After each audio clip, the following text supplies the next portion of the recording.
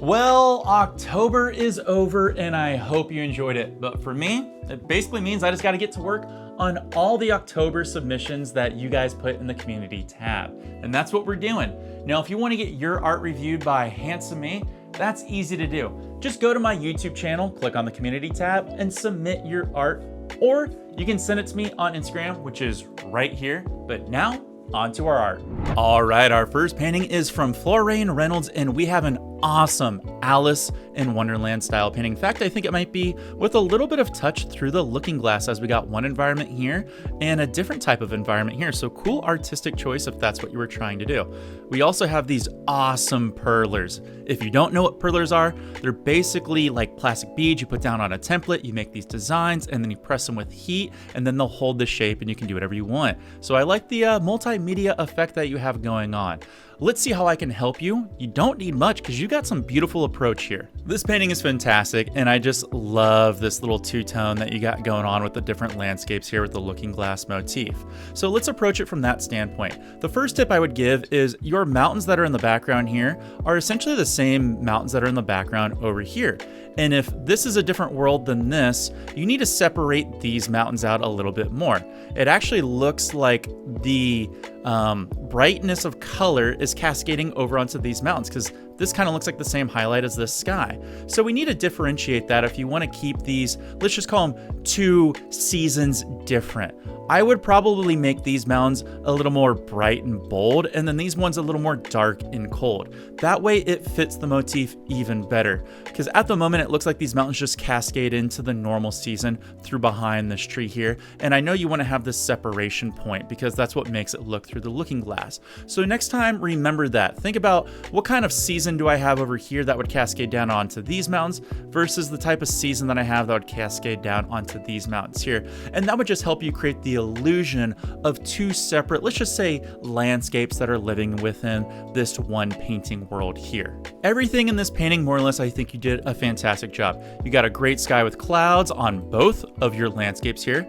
Your mountains are staggered and beautiful in different directions, so excellent job. You created all these different beautiful planes in both, and then you got some beautiful shapes of planes that create a midground, background, foreground, all the grounds there. The only thing I would really nitpick within this painting is I'm not the biggest fan of the cluster of leaves that you have going on here. It looks, I understand why you did it. You're enclosing the landscape down here, but I would give these trees more life. Don't be afraid to spread out branches in all these different directions where it would look a little more natural. It's just the eye is just so focused here with color. It really distracts from the beautiful land that you created here and all the foreground texture that you created here. The perlers are fine because it's a different medium and those are awesome. Another thing that I note is the landscapes kind of shatter between these, your mid-ground planes, if you will. I don't really understand where this part of the plane is coming from if this is supposed to be transitioning over here. If you're keeping your mountains flowing generally in the same way through, I would do the same thing with the midground. So even though you can have this background tree set, it should move a little higher and then keep with the flow of this landscape going across and through. Right now, you kind of have it a little staggered. This one's too low, this one's a little more high, and then this one's a little more high. See how they're kind of like at different heights and different planes? If you could keep it all in one section, but differentiate it with the different seasons, it would have a more seamless transition that would look beautiful. One thing I really want to say about this painting is I love all the beautiful textures. You've got smooth brushstroke textures that you do in your mountains. You've got these nice bold ones that you do right here. And then you've got this nice highlighting and stippling of color that you put on all the painting foreground elements right here. And I love the bark that you do as well. This is beautiful throughout, and I'm really stoked, and I would love to see more perler ones from you in the future. Awesome ideas, and I love the mixed multimedia ideas. Hey, I just want to take a quick moment. If you're brand new into art and you're not sure what to spend your hard-earned money on or what to avoid, I already did you a favor and made an awesome PDF that you can click down in the video description below that shows you exactly all the beginning art supplies you should be getting and using. It'll save you a bunch of headaches, so go ahead and do me a favor and click on that link. But let's go to our next person. Moving on to American Refugee, and we have a very beautiful and bright colorful landscape here with an awesome waterfall surrounded by, let's just call them cliffs, if you will. Now, right off the bat, I noticed one big problem, and that problem is you're just using way too much paint in here. Your background in the sky is perfect, but you got too much paint in your sky, too much paint on your cliffs, too much paint more or less within your trees, and then working down through the rest of the landscape painting. So what we need to do is work on the execution of applying the right amount of paint and the right amount of pressure to make everything stick with the different viscosities of paint. And that's just something you're gonna learn over time. Something I can't do within just a minute review here, but at least it looks like you're showing progress. Let's talk about the clouds here really quick. Your clouds look good, but they're more or less kind of like a cotton ball with just one density. A really quick way to fix that is on the bottom portion here of the clouds where you want less density is just spend more time here with some circular motions with your 2-inch or 1-inch brush that's clean. And when you start doing those circular motions, that background's gonna start blending into the background of your clouds here. And that's gonna make it look more natural in your sky. It also looks like you did more or less just one giant cloud with no separation points.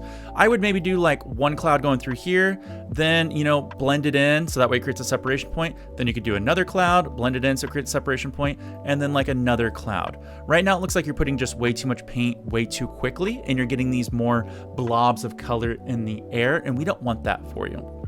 Your tree structure, more or less, is actually, you know what? I'm gonna say pretty good here all the way through. But if I can make a suggestion, I would say tackle background trees first with less detail in them. So you can take your paintbrush, sorry, stuttering a lot here because I'm so excited. You can take your paintbrush and do some upward and downward jag strokes. So that way it's just gonna create some basic shapes. Then take a 2-inch brush and just blend these up ever so softly. So that way they're just kind of in the background. Then you can take this whole structure of trees right here and put it in front of those background trees. And that would create another plane of depth, okay? That would really help out this painting a lot. It looks like you had the idea of putting a gesso cliff in the back here. If it's something that doesn't work out, you can always just extend this cliff out in front to cover up your mistakes. Nobody knows mistakes will be there if you cover them up. One thing I've learned as a painter. When it comes to cliffs, you just have too much paint, and all you need to do is just scrape off the bottom side of your cliffs right here and pull down with a paintbrush to really feather them out. So when you get to these other layers down here, there's gonna be something for them to stick on top of, okay? That's something that took me a long time to find out is when you make cliffs or anything that has a lot of paint, scrape off the bottom side, blend it in with your 2-inch brush, and then that'll make it easier to apply paint on top of it, all right? Everything else looks more or less good. Obviously, we have a cluster of colors down here, which I think looks beautiful. But again, you've got too much color going on. Our light source is here. So think about how the light source would come through this channel right here. And all your highlights should always be on the side where the light is touching it. So they should all be cascading from this side. And they should start stronger here and then get weaker as they get down here because this is further from the sun. So less light would be hitting it. So make these highlights a little darker. And you would do the same thing obviously on this side, but think about how the light would wrap around. All in all, I love this painting right here. I would love to see you paint it again. Take a little more time when doing it. One artist note I want to give you here is I love the idea of putting all of your liquid white and linseed oil in here. Your liquid white will be fine. However, please take note that your linseed oil, depending on what type of containers these are, linseed oil may eat through this within 2 to 4 weeks just because that plastic may not be as strong in structure. So put this in glass containers if you can. Eyedropper containers on Amazon are like 10 bucks. I'll make a video on it for you. That's what I use. That way you can just add a couple droplets, but just beware, these might leak at some point. So be careful because I don't want you to ruin your beautiful home. Wow, could you tell I had a lot of coffee? Well, let's keep that high energy going and do a shameless self-promotion and talk about my workbook right here. If you're thinking about starting to sell your art to friends, family, parents, co-workers, online, brick and mortar, through galleries, or any type of event like Artist Alleys, this book has all the tips and tricks. Shows you how to price your art correctly, shows you how to complete a sale and how to collect money and make everyone happy so that we can turn your passion into a profit. Plus, the best part is you get to help support me so I can continue to make videos. And you don't know how many takes it took me to nail this. So do me a favor and buy the book. Moving on to MKH816, and we have a beautiful and soft autumn glow painting right here. I just absolutely love this one. This is beautiful, buddy. I just love all the soft tapping of velvet smooth highlights that you have going on throughout the entire painting. This right here is what you learn over time about how much pressure, the viscosity of paint coming off the bristles, and how the application and how the whole process works when you've just done enough paintings. This is beautiful. I can't say enough about it. I love all the different cascading of colors and everything you got going on. But let me take a stab at some things that I think that I can help with. First of all, your highlights are all executed perfectly. Our light source is here, so you've got the highlights all coming in the correct direction. Awesome. Great job, my friend. The only thing that stands out to me that could probably use a little bit of help is maybe the highlights and bushes are an afterthought when it comes down to the reflection side here. Now, I think it's cool that the bushes actually cascade down over the water, and if it's doing that, you did a great job. However, what sells the effect more is you have to put more shadow color. Let's make that red. You have to put more shadow color on your water side if your bushes are actually hanging over your water, because it would create a shadow that's underneath. Now, if it's not doing that, just remember a simple trick you can do is just take your bush and your highlights and pull them down into your water. I mean, like actually tap them down in here. Then when you take your clean 1-inch or 2-inch brush, whatever you feel comfortable with, just pull down ever so slightly to create the illusion of water reflections. And of course, you can do it with your tree as well, which would, bend slightly in that direction. Everything looks fine. You could add a few more water lines. A little more reflection sheen would sell the effect of the water even more. But I love all the background gesso that you put in here for the distant trees and limbs that you're going on. You have a beautiful cascading of all the different branches and leaves coming down with all the different effects. Like, don't think I didn't notice these little branches cascading through here and coming out the side here. The only extra note I could possibly give is if you're going to do branches, since the light is going to have a harder time passing through here, to make certain branches stand out, you kind of have to break the rule a little bit. You might want to make some of these twigs just ever so slightly a little darker that stick out through here so they catch the eye a little bit. Or you can leave the white ones where they are, where you did, leave those there, and you can just put some dark ones that maybe hang over the water. The reason you want to do that is only for the sheer fact is when you have something that would be a little bolder and darker and bolder and darker, it creates more contrast planes, giving you more depth overall throughout the entire painting. So think about that, but that's something you would take a little small break, come back and look with your eye or with fresh eyes after, having a nice little sip of whiskey. But I love this. This is fantastic. You did an excellent job of application of your highlights. In fact, you should teach me. Buy the book or download the PDF. Promotion done. Next painting. Next up, we have Paul H. Thomasson. Oh my God, this is fantastic. I almost don't even know how to give any helpful information on this because I can't do people, but I'm going to try my best to help a little bit. And these are more artistic feedbacks than they are criticisms. So remember that, Paul. The first thing I want to say is I love the aesthetic throughout the entire painting. I love the jazz player and the moon lamplight that you got going on, cascading all the way through. However, I would imagine that this is a focal point bleeding down into our other focal point. So we should actually create more of a vignette look, which means that progressively as we get out to the corners here, things should start to get darker so our eye is drawn more to whatever you think is the most important part of the saxophone player.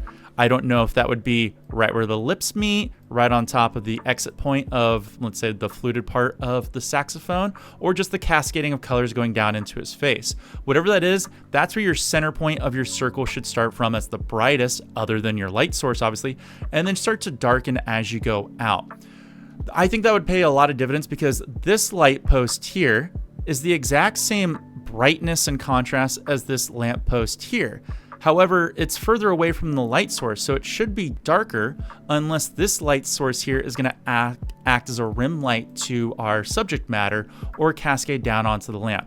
These are very advanced things, and to be honest, these are things that I probably couldn't even do well without doing a couple of 100 hours into a painting. But the easy correction you can do is don't blend some bright colors out here. Make this outer edge darker, like we said, and also do that within your foreground elements as well. That'll pay huge dividends. Also, you did a pretty damn good job of making your lamppost bright up here, and then as you got down to the bottom where your light source is, you put darker elements on the back side. Excellent job. You even did it over here, so super fantastic. I would recommend, if you're gonna have a light source that cascades color down like this, you probably could exaggerate it with a little bit of glazing, which means you got to buy some mediums that really have some really god light that pulls down onto certain elements throughout the painting. Again, artistic choice.